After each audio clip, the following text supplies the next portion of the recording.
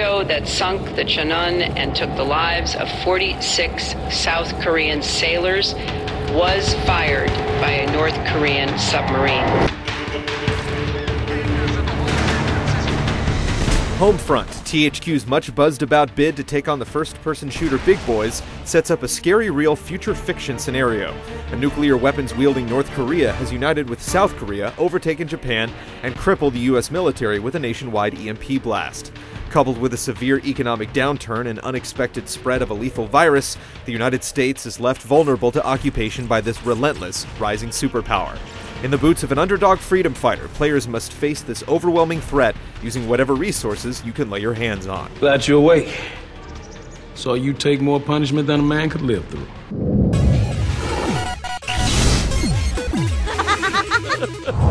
Back from the dead, huh? While Homefront's concept is refreshingly intriguing, its story falls short. John Milius, director of the similarly themed Red Dawn and co-writer of Apocalypse Now, delivers a flat script starring equally thin characters. The narrative and supporting cast simply don't do enough to leverage the potential of Homefront's rich setup.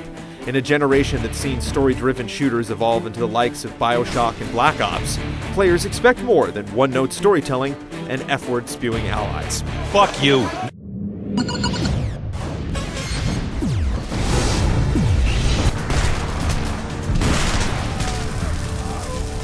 While we're accustomed to shooters having truncated solo runs, Homefront's campaign feels painfully short by any standard, and it doesn't help that it ends abruptly with a climax that's overeager to set the stage for a sequel. Thankfully, the campaign effectively serves as the appetizer to an online smorgasbord, where other developers shoehorn in some online options to earn that coveted back-of-the-box bullet point. Chaos Studios justifies its multiplayer modes with innovative thinking and thoughtful execution. Fight harder, comrades! We are almost out of time! The concepts of battle points and the battle commander bring fresh ideas to the standard frag-focused fare. The former feature is a currency earned for kills and completing objectives.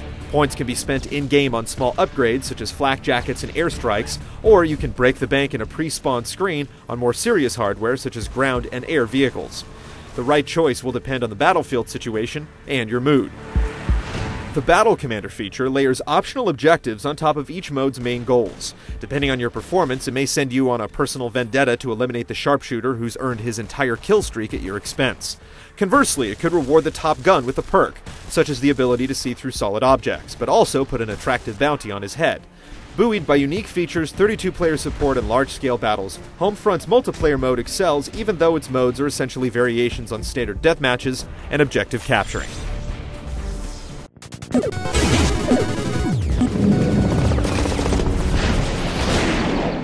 Welcome to your new home. It's our little piece of America. Opening in a small Colorado suburb, Homefront's campaign starts strong. Assuming the role of an ex-military pilot, players are dragged from their apartment by enemy soldiers.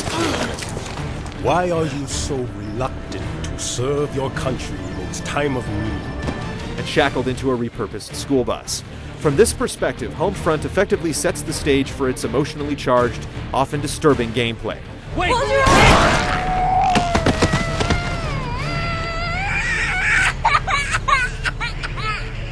By the time you're broken free by the local resistance movement, your trigger fingers throbbing instinctively alongside your broken heart. Soon enough, you're recruited into the resistance and scoring headshots and blowing up gas stations in true FPS fashion. The actual gunplay is pretty standard stuff, so if you've peered down the iron sight, lobbed grenades, or sprinted to cover in any number of other shooters, you'll feel comfortable behind the controls. You'll also wait for baddies to pop their heads up, melee evildoers in the face, and run like hell when that familiar grenade icon flashes on screen.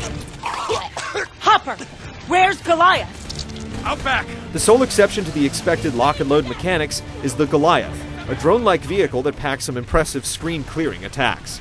Players don't directly pilot these death-dealing sidekicks, but they do use a remote mobile scope to pull the trigger on selected targets. Homefront plays it surprisingly safe in terms of mechanics, setting itself up for unflattering direct comparisons to the best of the best within its genre. Familiarity isn't always a downside, however, and the logical and functional operation does allow players to easily step in and get the job done.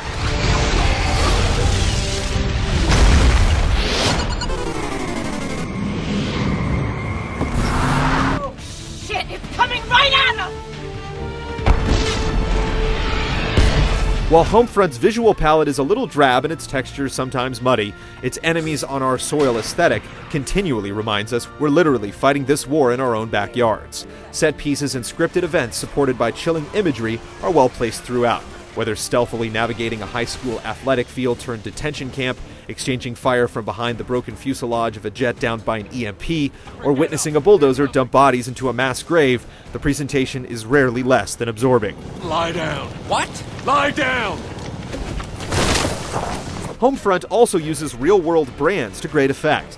Where a full-throttle vending machine might look like intrusive in-game marketing in another title, here it serves as a stark reminder that we're fighting on our turf. Of course, it doesn't hurt that the energy drink dispenser is overturned and providing cover from a storm of hot lead. Engaging in combat in a Hooters parking lot and seeking refuge in an abandoned White Castle similarly helped firmly place the battle in Middle America. We're not just fighting for our freedom in Homefront, we're fighting for our God-given right to gorge on buffalo wings served by buxom waitresses. It wasn't supposed to happen like this. Complemented by absorbing environments and evocative imagery, Homefront's presentation succeeds in immersing players in its plausible nightmare. Sadly, a weak script, unremarkable gameplay, and a short campaign undermine much of the promise in solo play. Thankfully, the war online, supported by the battle points and battle commander systems, adds considerable value to the total package. It's a bit light on modes, but if THQ can keep the pipeline flowing with post-launch content, Homefront could potentially draw a few recruits from Call of Duty's front lines. Good work, everyone.